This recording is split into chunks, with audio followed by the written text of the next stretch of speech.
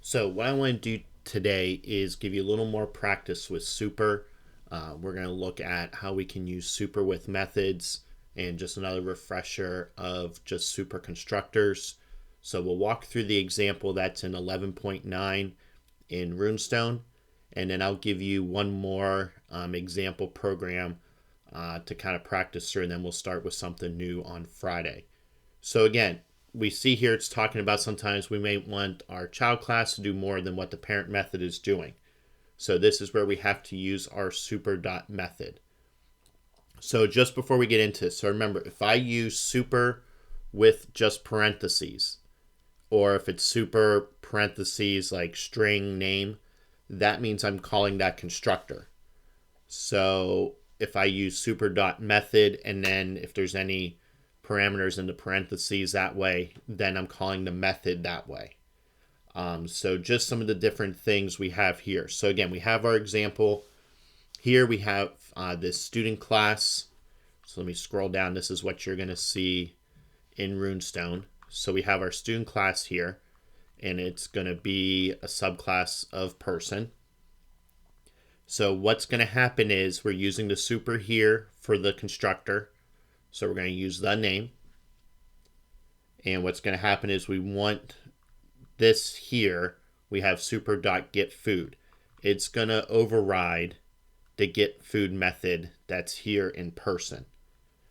So again, what we're having is it's going to use super.getFood to call the person get food before adding on to it.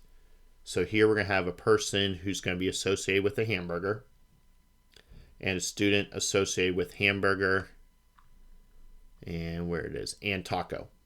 And then what we're going to do is we'll create another one to kind of override practicing one more time with super, things like that. So what I'm going to do is this. I'm actually going to put it into NetBeans so we can see it a little bit better. And I can point out some more things too. So I'm just going to center it into the part here. So again, here's that same program we got.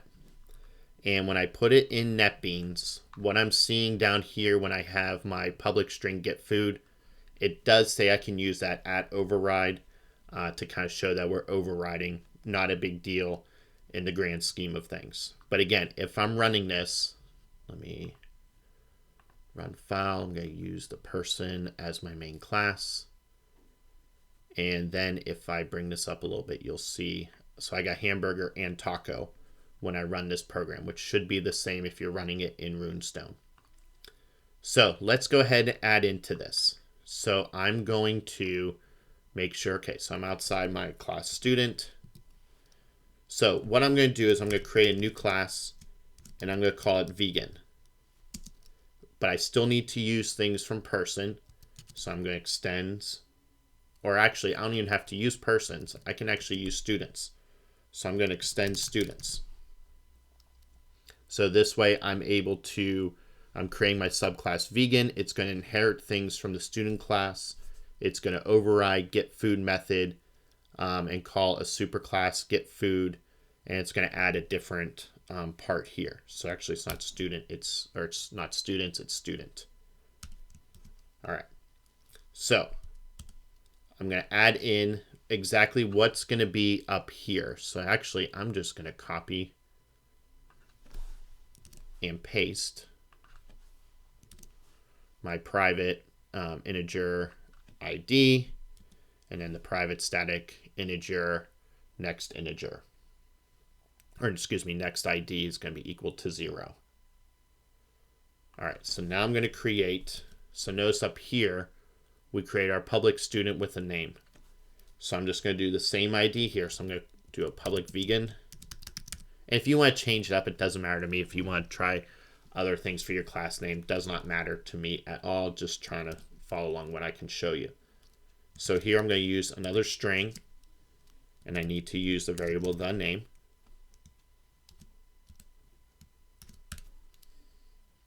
So here I'm going to do the super, the name, because remember I'm using a constructor here, so I'm just using super, and then if there's anything within my parameters. So it's the same thing that I'm seeing up here starting in line 40. So I have ID is going to be equal to my next ID. And you can copy and paste this too if you want. So I have my next ID incrementing with the plus plus.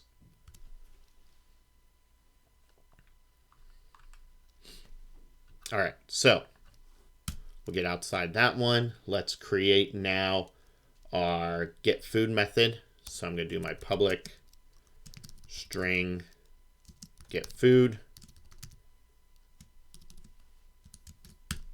So again, what I'm doing here is I'm overriding basically what the get food method is from student here.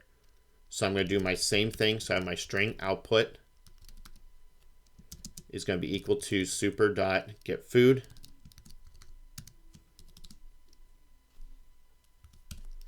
And then I'm going to return my output is going to be equal to, or excuse me, I'm going to return output plus, and I need to change actually one thing up here, sorry. So what I'm going to do is here, I'm going to go back into my string output equals, and actually I'm going to start off, I'm going to create a little sentence. I'm going to go no,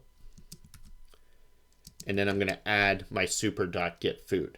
Because what I want to do is say no, like hamburger and taco.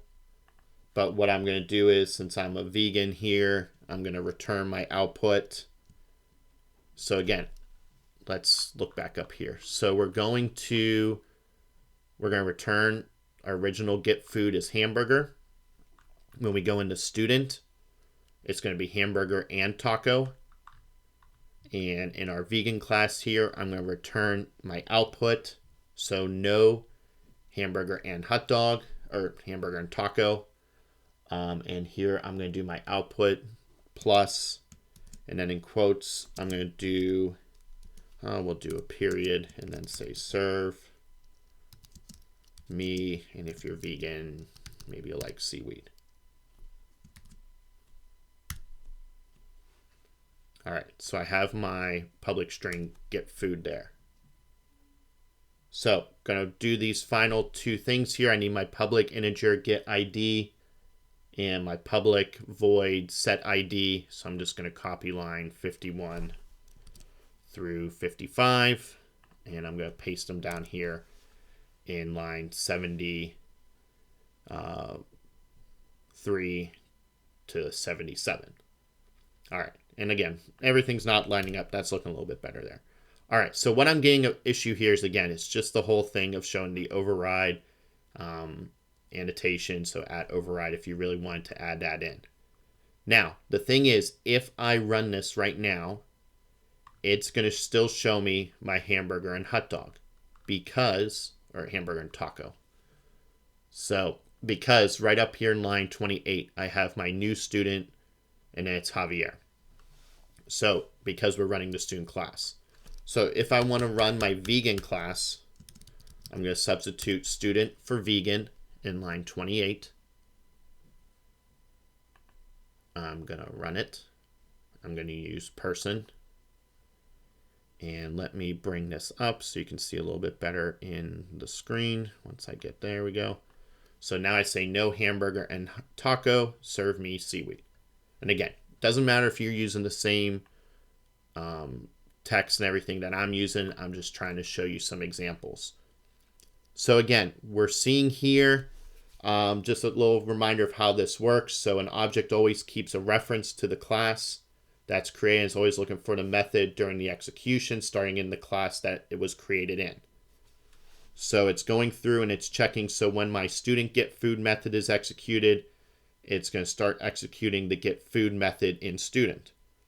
So basically when I do the gets, so when it gets to my super.getFood, it's going to execute the get food from the person, and then it's going to return that. But if I continue on, basically in that student class, and the same thing we're doing in the vegan, is when we kind of run our super get food, it's kind of overriding what's above it too.